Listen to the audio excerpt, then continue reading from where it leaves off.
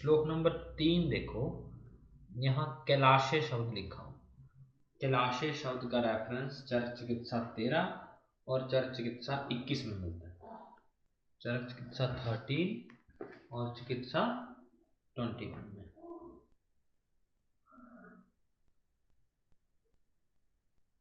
And 20। वैसे ही एक दूसरा शब्द है शर्मद, इसका रेफरेंस चरक चिकित्सा 25 में मिलता है। सभी के अकॉर्डिंग उदर रोग जो है वो 8 प्रकार के होते हैं। उदर रोग सभी के अकॉर्डिंग 8 प्रकार के होते हैं। निदानार्थक रोग में भी उदर रोग का जिक्र है। निदानार्थक रोग होते हैं प्लीहा से उदर और उदर से शोथ। प्लीहा से उदर और उदर से शोथ, PUS निदानार्थक रोग में निमोनिक बनाया था। प्लीहा से उदर रोग होता है और उदर से शोथ रोग होता है। श्लोक नंबर 4 में देखो, आयुर्वेद विदम श्रेष्ठम भिषक विद्या प्रवर्तकम। आयुर्वेद के जो तत्विद हैं वो भिषक विद्या प्रवर्तक जो है आत्रेय के लिए कहते हैं। आत्रेय ने आयुर्वेद का प्रवर्तन किया है, इसलिए इसे ये जो उपमाएं हैं ये पुनर्वसु आत्रेय के लिए। श्लोक नंबर 5 में देखो, शुष्क वक्त्रम कृष गात्र अधमात उदर कुक्षी। जो उदर रोगी होती हैं उनका जो मुख है, वक्त्र होता है मुख, उनका शुष्क रहता है। गात्र कृष होता है, अधमान उदर में रहता है, कुक्षी में भी, उदर और कुक्षी में अधमान रहता है। प्रनष्ट अग्नि बल आहार है, उनकी अग्नि बल जो है वो प्रनष्ट हुआ है। श्लोक नंबर 9, उदर रोग की संप्राप्ति में कहते हैं अग्नि दोषाणाम उष्णाना रोग संघात पृथक पिता। अग्नि में दोष होता है या जठराग्नि की मंदता के कारण क्या होता है कि मनुष्यों में रोगों का संघात होने लगता है, पृथक विध, अलग अलग। वातज होगा तो वातज इस तरीके से, पित्तज होगा तो पित्तज। मल वृद्ध्या प्रवर्तन्ते विशेषण उदराणी। मल वृद्धि होनी शुरू होती है और विशेष करके उदर रोग में, मतलब इस तरीके से समझ सकते हैं कि उदर रोग में विशेष करके अग्नि मंद होने की वजह से मल की वृद्धि होनी शुरू होती है। मंद अग्नि मलिन भुक्तैर अपाकम दोष संचय। जब अग्नि मंद होती है और हम मलिन भुक्तर, आहार जो है हमारा मलिन होता है, तो भोजन का पाक नहीं हो पाता और दोषों का संचय होने लगता है। प्राण अग्नि अपान संदूष्य IMP। कौन कौन सी अग्नियां इसमें इन्वॉल्व हैं? प्राण अग्नि, अपान अग्नि, नहीं सॉरी, प्राण वायु, अग्नि और अपान वायु। प्राण अग्नि नहीं है, प्राण अग्नि और अपान, 3 चीजें इसमें इन्वॉल्व हैं। इनके दूषित होने से मार्गान रुद्वान अधोत्रान, और प्राण अग्नि अपान के दूषित होने से अधोगत मार्ग जो है उनमें अवरुद्ध होने की वजह से उदर रोग होता है। श्लोक नंबर 11 अंडरलाइन करना है। त्वक मास अंतरायाम कुक्षी अधमापन भीषम। कहां पर अधमान होता है? त्वक और मास के बीच में। त्वक और मास के बीच में कुक्षी में अध्यमान होना उदर रोग का एक संप्राप्ति जो है यहाँ बताइए। डार्क अंडरलाइन करना जो IMP है। पूछ सकते हैं, स्थान पूछ सकते हैं, कुक्षी के कहां पर अध्यमान होता है? त्वक और मास के अंदर। श्लोक नंबर 21, नहीं श्लोक नंबर 12, सॉरी श्लोक नंबर 12। उदर रोग का निदान मिथ्या संसर्गनाथ रुक्ष विशुद्ध अशुचि भोजनाथ। प्लीहा अर्शो ग्रहणी दोष कर्षनाथ कर्म विभ्रमात। प्लीहा रोग, अर्श रोग और ग्रहणी के दोष होने से कर्षित हुआ व्यक्ति, या कर्म विभ्रमात उल्टे सीधे काम करने की वजह से।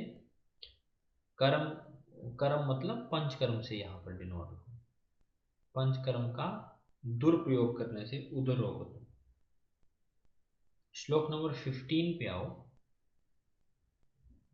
पाप कर्मम च कुर्वताम मंद अग्नि नाम विशेषता। पाप कर्म भी एक कारण बताया उदर रोग का।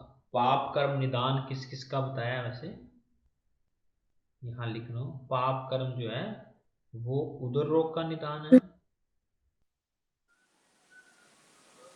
कुष्ठ का निदान है, और कृमि शिर रोग का।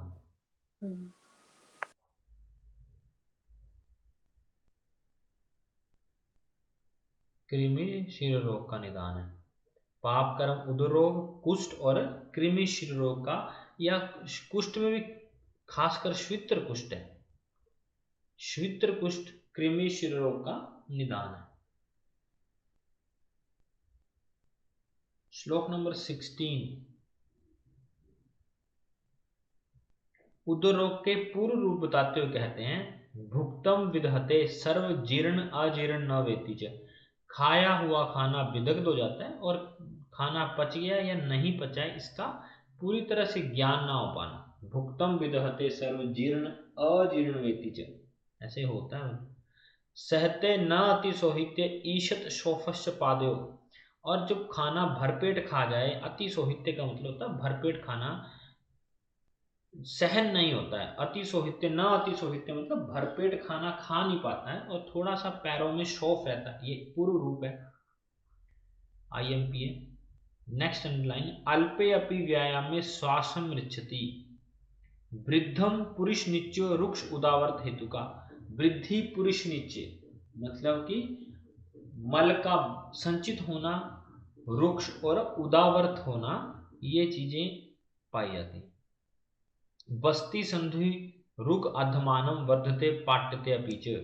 बस्ती संधियों में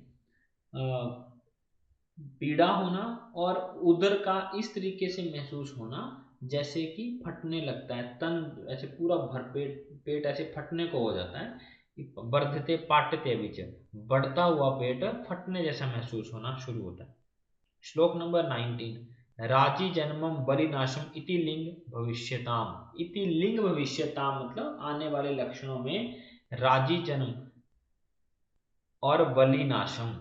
राजी जन्म मतलब बलियों का जो ये होते हैं ना, रेखाएं पड़ना शुरू होती हैं थोड़ी थोड़ी पेट में, और जो बलियां होती हैं, जो फोल्ड पड़ते हैं पेट में, उनका नाश होना शुरू हो जाता है। श्लोक नंबर 20। रुद्धवा स्वेद अंबुवाहिनी दोषाम स्तोतांसी संचितम। इसमें IMP है, कौन कौन से स्त्रोत्र से इन्वॉल्व हैं? स्वेद और अंबुवह, दो प्रकार के स्त्रोत्र हैं इसमें, स्वेदवह और अंबुवह। स्वेदवह कोमा अंबुवह स्त्रोत्र जो हैं वो दोनों स्त्रोत्र इसमें इन्वॉल्व। प्राण अग्नि अपान संदुष्य जन्यत उद्रम नृणाम। और तीन प्रकार की, एक प्रकार अग्नि है मतलब कि प्राण वायु, अग्नि और अपान वायु, ये तीनों प्रकार की मतलब ये दो वायु और एक अग्नि, इनको इकट्ठे याद रखना है। प्राण वायु अग्नि और अपान वायु के साथ दूषित होते हैं। दो स्रोतस और तीन प्रकार की, एक प्रकार की अग्नि है ये। मेन अग्नि जठ अग्नि आ गई, प्राण अग्नि और अपान वायु जो है वो दूषित होती है। नेक्स्ट आना है श्लोक नंबर 21 पे, 21 श्लोक नंबर पे आओ। उदर रोग के सामान्य लक्षण। कुक्षेर अधमानम आटोपम शोफ पादकरस्य च। मंदे अग्नि श्लक्षण गंडत्वम कार्श्य उदर लक्षण। IMP क्वेश्चन मार्क लगाना है। कुक्षी में आटोप अधमान होना, शोफ जो है पैरों और हाथों में। पूर्व रूप में अगर आप देखें तो सिर्फ पैरों में शोफ था, और लक्षणों में देखें तो पाद और कर, पैरों और हाथों दोनों में शोफ होता है। अग्नि मंद होती हैं, गंड श्लक्षण हो जाते हैं। गंड होते हैं कपोल प्रदेश, गाल के आसपास के हिस्से से लक्षण लगने लगते हैं, शरीर दुबला हो जाता है, यही उदर का लक्षण है। शरीर का पतला होना ही उदर का लक्षण, उदर रोग का लक्षण।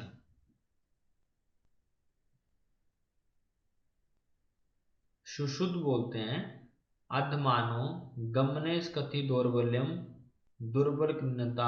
आपके लक्षण में विमर्श में दिया हो सकता है। सुश्रुत के अकॉर्डिंग लक्षण बताते हैं सुश्रुत। अधमाने लिखा है सर, अंडरलाइन, अधमाने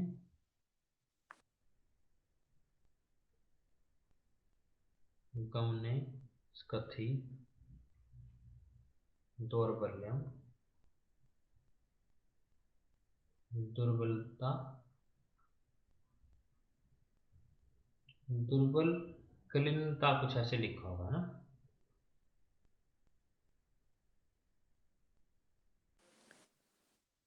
ये लक्षण सुश्रुत के अकॉर्डिंग है। उदर रोग के 8 प्रकार।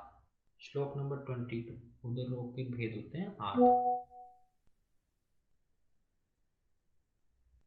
कौन कौन से? वात, पित्त, कफ, सन्निपातज, प्लीहोदर, बत, क्षत और जलोदर। श्लोक नंबर 25 देखो। श्लोक नंबर 25। वातोदर के लक्षण। कुक्षी पाणी पाद वृषण शवेतु उदर विपाटनम, पूरा पेट ऐसे चीरने फाड़ने जैसी वेदना होता है। अनीतो च वृद्धि ह्रासो, IMP, कोई माप नहीं होता, कभी वृद्धि हो जाती है कभी ह्रास हो जाता है, और कितनी वृद्धि होनी कितनी ह्रास होना है इसका कोई निश्चित रूप नहीं होता। अधो गुरुत्वम, ये क्वेश्चन आया है। वातज उदर रोग में अधोभाग गुरु रहता है, भारी रहता है। वात वर्चो मूत्र सन श्याव अनुत्तम च नयन नख नयन वदन त्वक मूत्र वर्चसाम अपि चोदरम तनो असित राजी सिरा संततम। असित होती है काली, वातज का लक्षण होता है कि थोड़ा सा काला जैसी रेखाएं जो है वो उदर पर पड़ने शुरू हो जाती।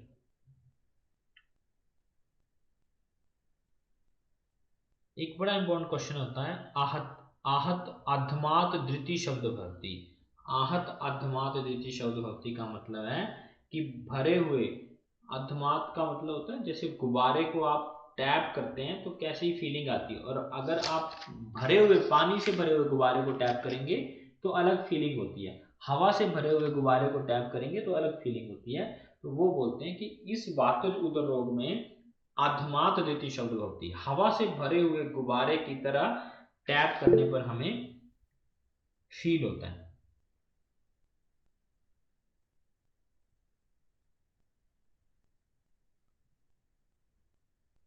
ठीक, इसके साथ एक आधा लिखो। चरक जलोदर में बोलते हैं उदक पूर्ण धृति क्षोभ संपर्श, इसी के साथ डीडी करना है, डीडी विद जलोदर। जलोदर में चरक क्या बोलते हैं? उदक पूर्ण धृति, उदक पूर्ण धृति क्षोभ संस्पर्श।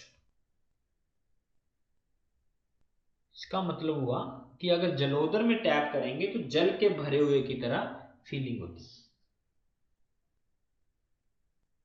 ठीक है, बाकी ज्यादा डीडी करने का फायदा नहीं है, बड़ा सिंपल सा क्वेश्चन जाते हैं, कोई बड़ी बात नहीं। नेक्स्ट और श्लोक नंबर 28। 28 में कटुक आस्यतोम, पित्तोदर का लक्षण है, मुख कटु रहता है। उदरम नील पीत हरित हरिद्र ताम्र राजी शिरा संततम, इस तरीके की उदर पर रेखाएं दिखाई देती हैं, नीली पीली हरी, पित्त की प्रॉपर्टीज है सारी। मृदु स्पर्शा क्षिप्र पाकम च भवती, स्पर्श करने में मृदु और जल्दी पकने वाले लक्षण दिखाई देते हैं। नेक्स्ट आना है कफोदर। सुप्ति पाणी पाद मुष्क उरुशोफम, जो अधोभाग है हमारे शरीर का उसमें सारे में शोफ रहता है, पाणी पाद मुष्क उरुशोफ सारे अधोभाग के हिस्से। उदरम शुक्ल राजी सिरा संततम गुरु स्तिमितिकम स्थिन कठिर भवितम एत श्लेष मुद्राणी विधात, ये सब जो है कफज के लक्षण है। श्लोक नंबर 32। स्त्री दत्तैश रजो रोम विणमूत्र अस्थि नखादि भी विशेष मंद विशेष मंद वाताध्यम, क्वेश्चन मार्क, मंद विष की तरह काम करते हैं। सन्निपातोजुद रोग का कारण कई बार पूछा है, जब स्त्रियां जो हैं वो रज रोम विण मूत्र अस्थि नखादेवी को खिला देती हैं किसी तरीके से, तो ये सब शरीर में जाने के बाद जो है मंद विष की तरह काम करता है और वाताध्य कुपित हो जाते हैं, तो दोष जो है वो कुपित होने शुरू हो जाता है, इसलिए इसे सन्निपातज उदर रोग बोला है, सन्निपातज उदर रोग का कारण माना।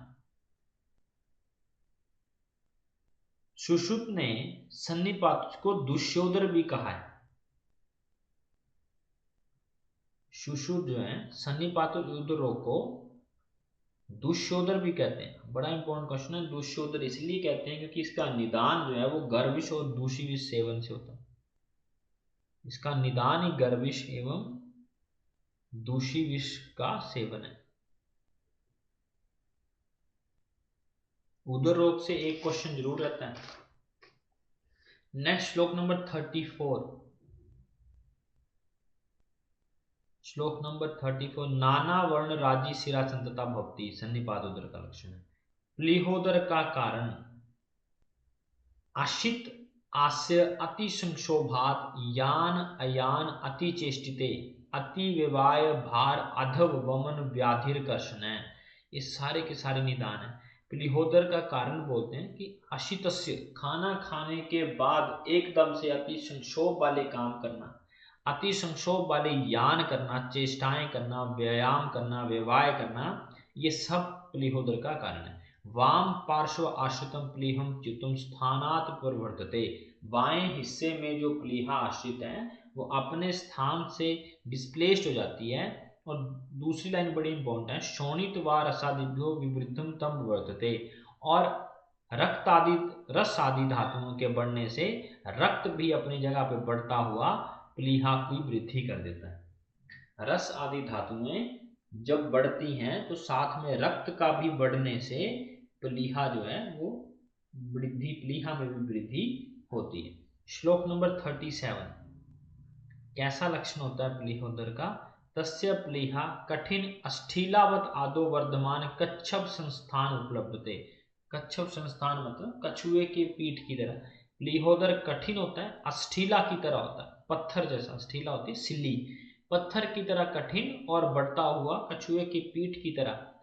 स च उपेक्षितम क्रमेण कुक्षी जठर अग्नि अधिष्ठान च परि। इतना ही चलो रहने दो। उसकी उपेक्षा करने पर वो कुक्षी जठर और अग्नि का अधिष्ठान को भी प्राप्त कर लेता है। नेक्स्ट आपने अंडरलाइन करना है श्लोक नंबर 38 में तम प्रवेशम। इसमें तम प्रवेश जैसे लक्षण दिखाए जाते हैं। काश श्वास मृदु ज्वरान अग्निनाशकम। प्लीहोदर में हल्का हल्का मृदु ज्वर रहता है, डार्क अंडरलाइन। मुख में विरसता होती है, वात शूल होता है, उदर अरुण वर्ण विवरण व नील हरित हरिद्र आदि संतता इस तरीके से दिखाई देते हैं। एवं भवती यकृत अपनी दक्षिण पार्श्व कुर्या। सेम ऐसे ही लक्षण अगर दक्षिण साइड दिखाई दें तो उसको यकृत विकार या यकृत उदर जानना चाहिए। सुश्रुत यहां पर एक लक्षण देते हैं, आपके विमर्श में होगा। सुश्रुत यहां पर एक कारण मानते हैं इसका, लक्षण देते हैं प्लीहोदर का। मंद ज्वरम अग्नि कफ पित्त लिंग रूप क्षीण बलो अति पांडु। मंद ज्वर से शुरू करते हैं श्लोक। चरक भी यहां पर यही बोलते हैं कि इसमें मृदु ज्वर रहता है। शब्द मृदु है लेकिन बोलने का मतलब यही है कि प्लीहा रोग में हल्का ज्वर जो है वो रहता है। अगर आपको हल्के मृदु ज्वर या मंद ज्वर से कोई लाइन दिखाई दे और उदर रोग से पूछी हो तो प्लीहोदर पर ध्यान देना है। अग्नि कफ पित्त लिंग रूपा।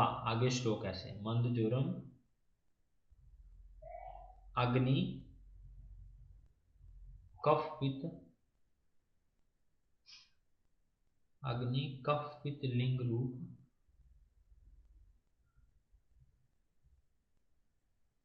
क्षीण बलवती पांडु।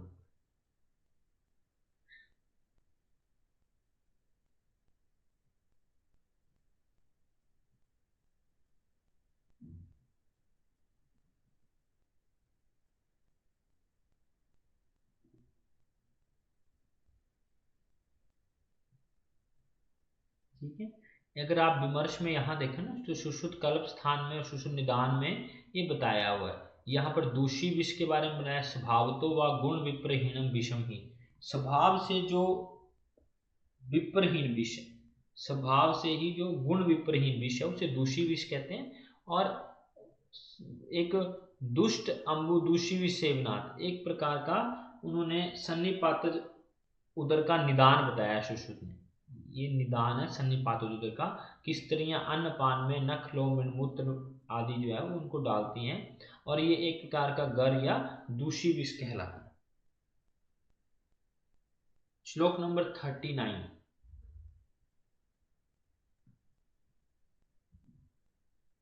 श्लोक नंबर बद गुदोदर का निदान एवं संप्राप्ति, क्वेश्चन मार्क। पक्षम बालय सह अन्यन भुक्तर बध्यायने गुदे उदावर तथा अर्शो भिन्न आंतर समुच्चनेन वा। दूसरी लाइन बच्चों बड़ा इंपॉर्टेंट है। बद गुदोदर कब होता है? जब पक्षम के बाल जो है अन्न के साथ भुक्तर बध्यायने गुदे, गुद के मार्ग को अवरुद्ध कर देते हैं, या फिर दूसरे कारण है उदावर्त तथा अर्श होने की वजह से, उदावर्त और अर्श होने से, या आंतर समूर्छनेन, या आंतर का आपस में समूर्छन होने की वजह से, अपान मार्ग सनोधवात अग्नि कुपितोलिन, अपान का मार्ग अवरुद्ध होने से अग्नि जो है वायु को कुपित कर देती। बद गुदोदर के निदान है, पूछे जाते हैं। नेक्स्ट श्लोक नंबर में आओ 41। बद गुदोदर का लक्षण अंडरलाइन करना है। मुख तालु शोष, क्वेश्चन आया है। मुख और तालु में शुष्कता रहती है। उदरम मूढ़वातम स्थिर अरुणम नील राजी सिरा अववत अराजिकम व प्रायो, क्वेश्चन मार्क लगाओ, नाभे ऊपरी गोपुच्छवद अभिनिवर्तते इति। जब भी बद गुदोदर होगा तो ये क्वेश्चन आपको अभी भी देखने को मिलेगा। आजकल के एग्जाम में भी अगर आप उठाएंगे ना तो ये क्वेश्चन जरूर आता है। बद गुदोदर का लक्षण है कि नाभि के ऊपरी हिस्सों में, नाभि के ऊपर वाले हिस्से में सूजन देखने को मिलेगी। और कैसी सूजन होगी? गाय के पूंछ की तरह। नाभि ऊपरी गोपुच्छवत अभिनिवर्तते, गाय के पूंछ की तरह जो है वो अगर आपको उभार दिखाई दे नाभि के ऊपर तो बद गुदोदर का लक्षण। और सुश्रुत इसी को डिस्क्राइब करते हुए बोलते हैं बद गुदोदर में हृदय नाभि मध्य परिवृद्धि, हृदय नाभि मध्य परिवृद्धि। श्लोक नंबर 42, 43 छिद्रोदर का निदान। शर्करा तृण काष्ठ अस्थि कंटकैर अन्न संयुक्तम, अगर इस तरीके से पत्थर कंकड़ या काष्ठ कुछ भी खाने के साथ चली जाए, विदेन आंतर यदा भुक्तैर जिह्वा अत्यशनेन वा, आंत्र को भेदन कर देती है, भिन्न कर देती है, या फिर भोजन करने के बाद, अधिक भोजन करने के बाद लंबी लंबी जम्भाइयां ले, कोई लंबी उबासियां ले, बड़ी जम्भाइयां ले, तब भी आंतर व पाकम गच्छेत रसेन छिद्रोध्यम प्रसवते, इंटेस्टाइन का पाक हो जाता है और वहां से रस जो है नीचे की तरफ निकलना शुरू होता है। पेरियोस्टियम में, या इसको बोलते हैं ओमेंटम में जो है ना, वो पानी भरना शुरू हो जाता है। केसी वाले पढ़ते हैं ऐसी चीजों में, ठीक है। नेक्स्ट आओ श्लोक नंबर 44, छिद्रोदर का लक्षण। श्लोक नंबर 44 में ना, श्लोक नंबर 44 देखो, ये जो बद गुदोदर है और छिद्रोदर, इसमें से क्वेश्चन आता है। अब दूसरी लाइन है, तत् अधो नाभे प्रायो अभिवर्तमान उदकोद्रम भवति, इसमें क्या है, नाभि के अधो भाग में सूजन होती है। बद गुदोदर में नाभि के ऊपर और गो पूंछ की तरह जो है स्वेलिंग देखने को मिलती है, पर छिद्रोदर में नाभि के अधो, अधो नाभे प्रायो अभिवर्धमानम उदकोत्रम भवति, नाभि के अधो भाग में देखने को मिलेगी। और स्राव कैसा होगा? कुणुप गंध आम वर्च उपवेशते, कुणुप गंध मुर्दे की गंध जैसा। हिक्का श्वास काश तृष्णा, तृष्णा प्रमेह आरोचक अविपाक दौर्बल्य प्रीतस्य भवति, एति छिद्रोदर इति भवति विद्यमान, ऐसे होने पर छिद्रोदर जानना चाहिए, IMPM। अब इसमें दो चीजें आपको ध्यान रखने वाली बात है कि एक तो छिद्रोदर में नाभि के अधो भाग में होता है, और दूसरा कुणुप के गंध जैसे जो है वो स्राव करता है, बड़ा इंपॉर्टेंट है। सुश्रुत ने छिद्रोदर के लिए एक परिस्रावी शब्द प्रयोग किया। सुश्रुत ने छिद्रोदर को परिस्रावी भी कहा है, और नीचे आपको विमर्श में दिया होगा तस्मात् स्त्रुतो आंत्रात् सलिल प्रकाश स्त्रावम कुदस्तु भूय, इस तरीके से। तस्मात् स्त्रुतो आंत्रात् सलिल प्रकाशम, सलिल होता है पानी, सलिल प्रकाशम स्त्राव स्त्रवद्धो स्त्राव स्त्रवद्धो गुदस्तु भूय, गुदा के नीचे हिस्से से पानी का स्राव होने लगता है। श्लोक नंबर 46।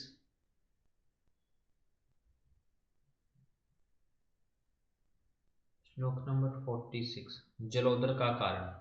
स्नेह पीतस्य मंदग्ने, स्नेह पीने के बाद जब अग्नि में मंद होती है, क्षीणस्य अतिक्रियस्य वा, दुर्बल व्यक्ति या अधिक कृश व्यक्ति, अत्यंबुपानम नष्ट अग्नौ मारुतम क्लोम संस्थिता, अधिक अंबुपान से जब अग्नि नष्ट हो जाती है या फिर वायु जो है क्लोम में संस्थित हो जाती है, क्लोम में जाकर के भर जाती है।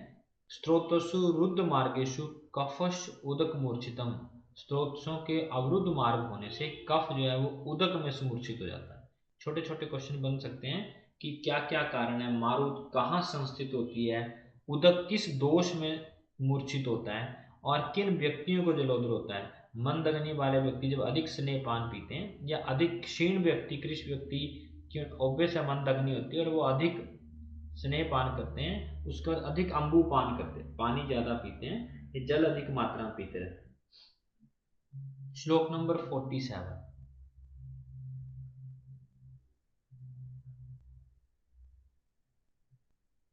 श्लोक नंबर 47 अंडरलाइन करो। उदरम नाना वर्ण राज्य सिरा संतता उदक पूर्ण धृति क्षोभ संपर्श भवती, ये क्वेश्चन मार्क लगाना है और इसको समझने की कोशिश भी करनी है। उदक पूर्ण धृति का मतलब है पानी भरा हुआ मशक को फील करना, गुब्बारे में पानी भर लो, उसको टैप करो, जैसी फीलिंग आती। वातपूर्ण में आहतमात अधमात भवती, ऐसे करके श्लोक है। उसका मतलब होता है कि गुब्बारे में वायु भरी होगी, उदर रोग में वायु भरी होगी और जलोदर में ऑब्वियस से पानी भरा होगा, तो कैसे महसूस होगा, जैसे उदक पूर्ण धृति, कोई चीज पानी से भरी हुई है।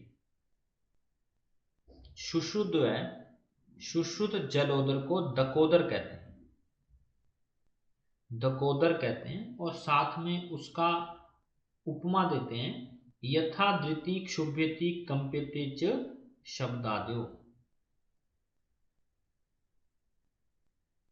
यथा धृति क्षुभ्यते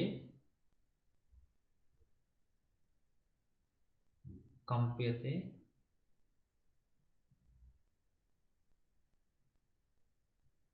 शब्दादि, वहां जाके पढ़ेंगे वैसे। नेक्स्ट आओ श्लोक नंबर 50।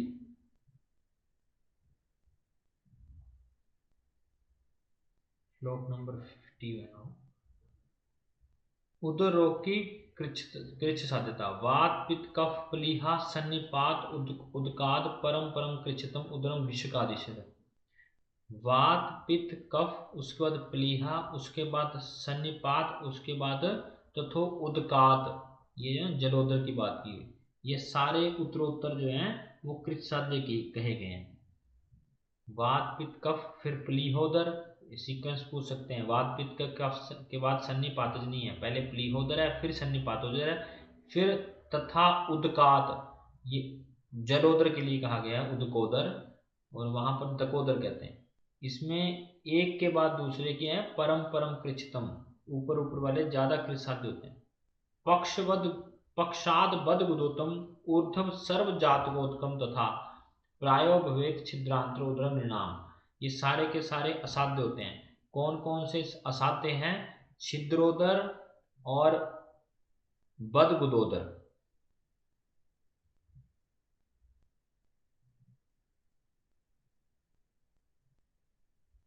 यहां पर लिख लो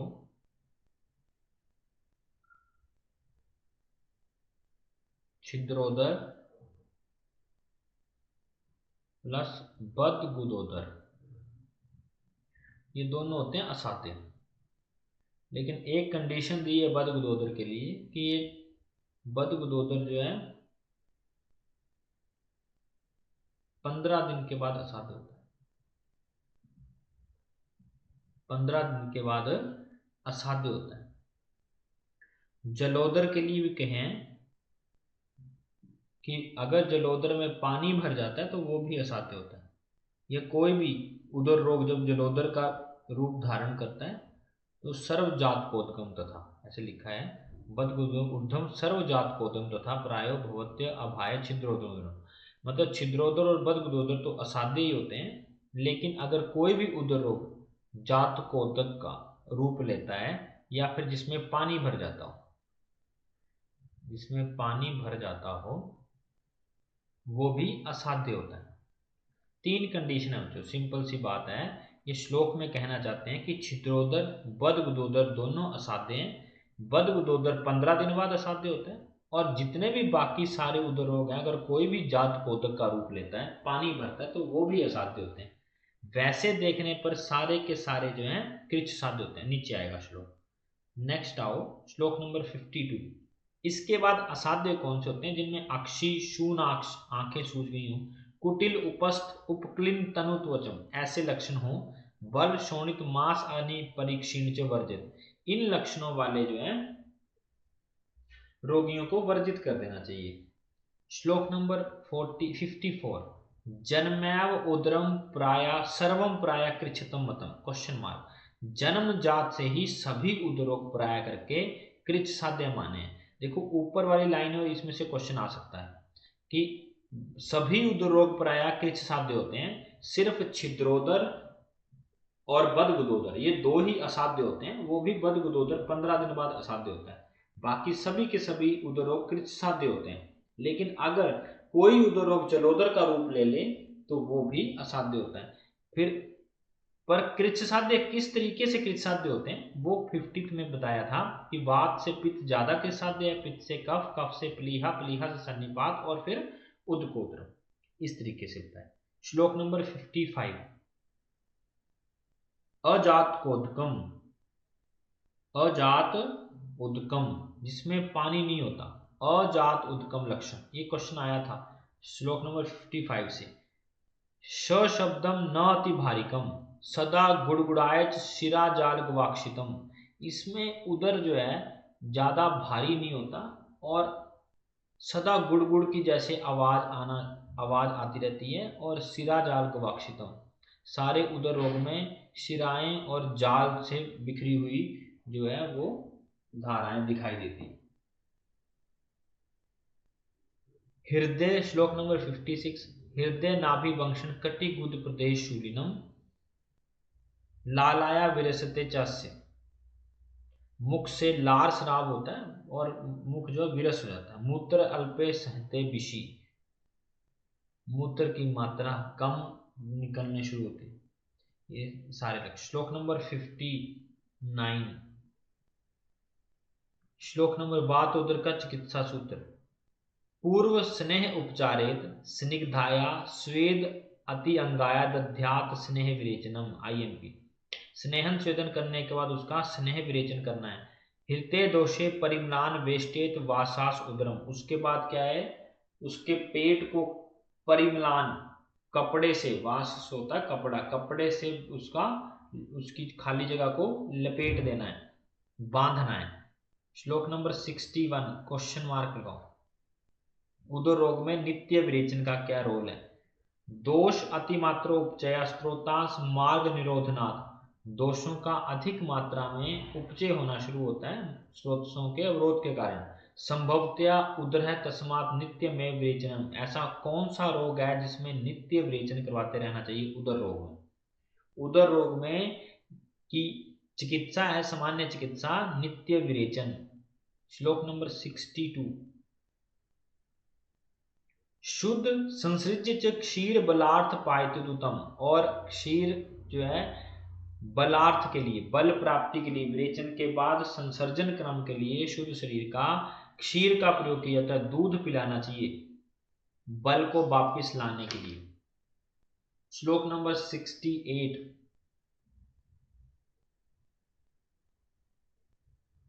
श्लोक नंबर 68। पित्तोदरे तु बलिनम पूर्व में विरेचते दुर्बलम त्व अनुवास्यते शोधते क्षीरवस्तिना। बलवान रोगी को पित्तज में विरेचन और दुर्बल को अनुवासन और क्षीर वस्तियों का प्रयोग करना चाहिए। श्लोक नंबर 72। कफोदर की चिकित्सा आईएमपी। स्निग्ध स्विन विशुद्धम चो कफोदरिणाम। पहले स्नेहन, फिर स्वेदन, फिर शोधन, संसर्जन कटु क्षार युक्त अन्न कफापहम। आईएमपी। कटु क्षार युक्त अन्न जो है वो देने को बोला है। साथ में एक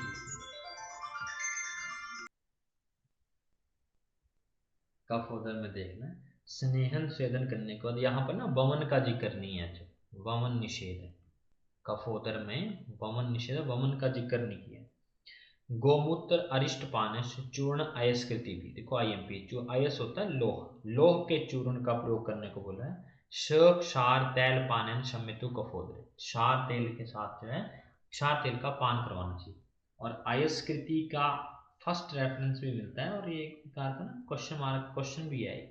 पूछा जाता है किस उदर रोग में अयस्कृति का प्रयोग होता है, लोह चूर्ण का प्रयोग होता है। नवयस पूछ सकते हैं कुछ इस तरीके से, लोह भस्म पूछ सकते हैं।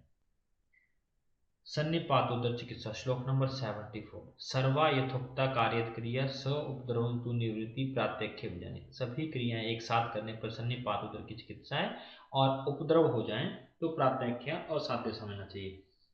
नेक्स्ट आता है श्लोक नंबर 77। श्लोक नंबर 77। स्नेहन स्वेदन विरेकम निरुह अनुवासनम समीक्ष कार्येत वामे वा व्यथे सिराम। इस तरीके से अंडरलाइन करना है। प्लीहोदर में स्नेहन स्वेदन विरेचन निरुह अनुवासन का प्रयोग करना चाहिए। और कार्येत बाहो बामे, बाएं बाह की बाएं बाजू में सिरावेद करने को बोला है। बाएं बाजू की समीक्षा करके सिरावेद करने का प्रावधान बताया जाता है। साथ में षटपल पायत सर्पी पिप्लीरवा प्रयोज्य सगुण अभ्यम वा क्षार अरिष्ट गणास तथा। IMP most important.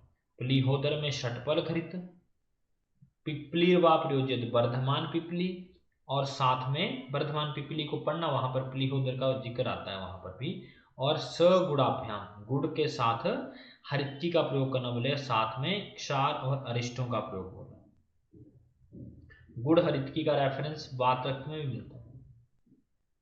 गुड़ हरित्की का रेफरेंस वात रक्त में मिलता है। षटपल घृत कहाँ मिलता है? राज्यक्षमा में। षटपल घृत राज्यक्षमा। क्षीर षटपल घृत कफज गुलम में। क्षीर षटपल घृत जो है कफज गुलम में। नेक्स्ट आना पिपली आदि चूर्ण, बिड़ंगादि क्षार, रोहतिकादि योग। थोड़ा सा अंडरलाइन करना है, तो जरूरत नहीं है इनकी, आगे आ जाओ। प्लीहोदर में अग्निकर्म,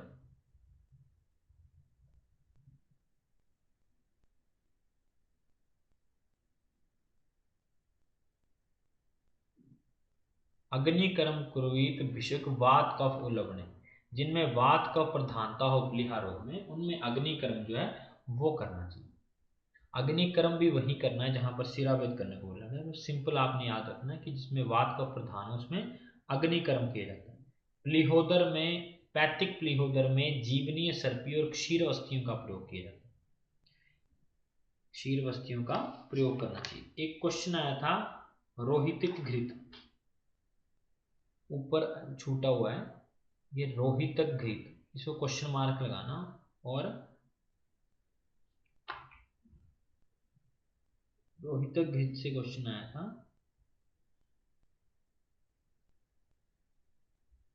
इसको वैसे ही अंडरलाइन और आईएमपी मार्क कर लो। नेक्स्ट आओ बद्धोदर चिकित्सा।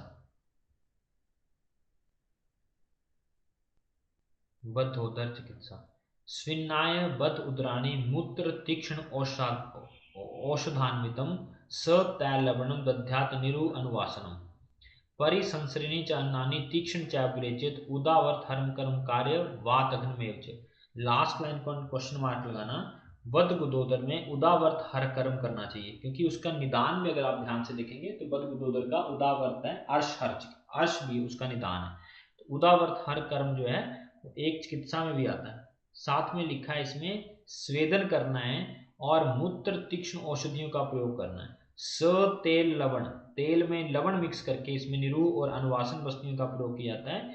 परिसंसन किया जाता है तीक्ष्ण औषधियों से। इसमें स्नेहन का जिक्र नहीं है, इसमें बद गुदोदर में स्नेहन नहीं करना। नेक्स्ट है छिद्रोदर। छिद्रोदर चिकित्सा श्लोक नंबर 91। स्वेद श्लेष्म उदरवत अवचारेत, बोलते हैं स्वेद अश्लेष्म उपचार, इस तरीके से लिखा है। स्वेदन को छोड़ के छिद्रोदर में स्वेदन नहीं करना है, स्वेदन को छोड़ के बाकी सब चिकित्सा कफोदर के समान करनी है। ये पहला क्वेश्चन है, किस उदर रोग की चिकित्सा कफोदर के समान करनी चाहिए? छिद्रोदर की। छिद्रोदर की चिकित्सा कफोदर के समान करनी चाहिए, लेकिन सिर्फ और सिर्फ स्वेदन के अतिरिक्त। एक क्वेश्चन आता है, जातम जातम जलम स्त्राव्य में तथ्यापदेत भिषक। जातम जातम जलम जब आप पढ़ते हैं ना तो हमें लगता है कि जलोदर से क्वेश्चन आया हुआ है। मैंने आपको पिछले साल भी बताया था, जातम जातम जलम जब भी आप पढ़ेंगे आपको लगेगा जलोदर से क्वेश्चन है, लेकिन ये ध्यान देने वाली बात है कि छिद्रोदर में छिद्र हो जाने पर धीरे धीरे जल का रिसाव होता है, इसलिए लिखा है कि जातम जातम जलम स्त्राव्य में तथ्यापदेत भिषक।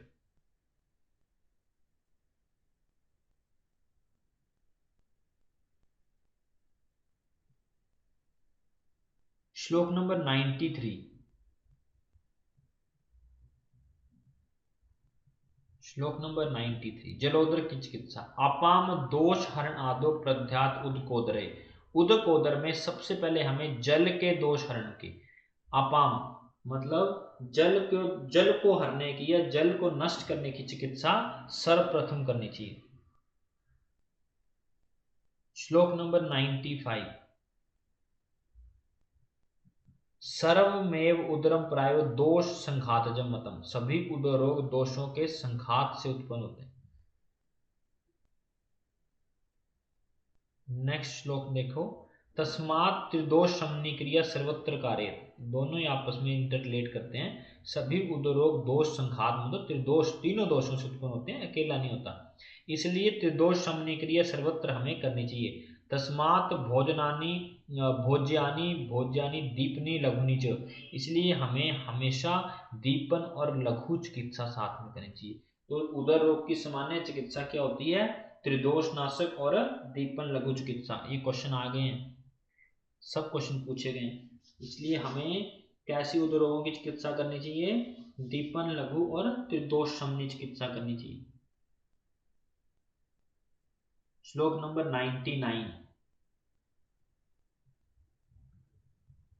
श्लोक नंबर 99।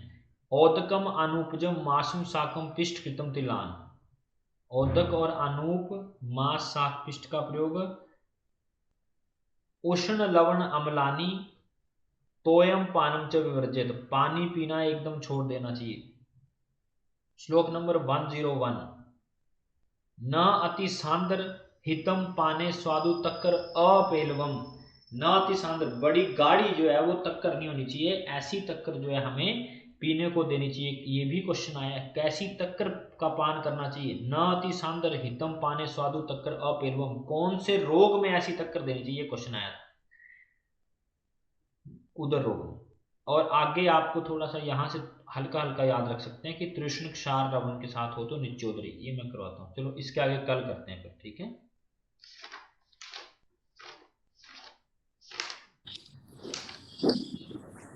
सर क्लास अभी या शाम को ले लिया करो।